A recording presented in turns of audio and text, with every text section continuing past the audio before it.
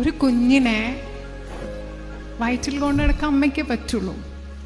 മുലയൂട്ടുന്ന കാലം വരെ മുലപ്പാൽ കൊടുക്കാൻ അമ്മയ്ക്കേ പറ്റുള്ളൂ.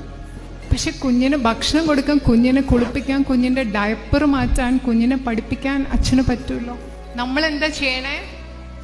അമ്മ പ്രസവിച്ചു എന്നാൽ പിന്നെ മുഴുവൻ ഉത്തരവാദിത്തം അമ്മയ്ക്ക് ഇരുന്നോട്ടെ.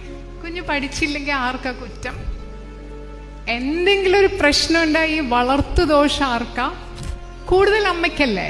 ഇപ്പം നമ്മൾ നേരത്തെ പറയും ഷീ ഈസ് പ്രഗ്നൻ്റ് എന്ന് പറയും, അവള് ഗർഭിണിയാണ്.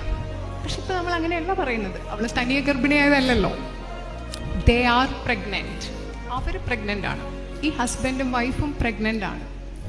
അതിൻ്റെ അർത്ഥം ഈ പ്രഗ്നൻസി സ്ത്രീയുടെ വയറ്റിലാണ്, അമ്മയാണ് കുഞ്ഞിനെ കൊണ്ട് നടക്കുന്നെങ്കിലും പ്രഗ്നൻസി രണ്ടുപേരുടെയും കൂട്ടുത്തരവാദിത്തമാണ്.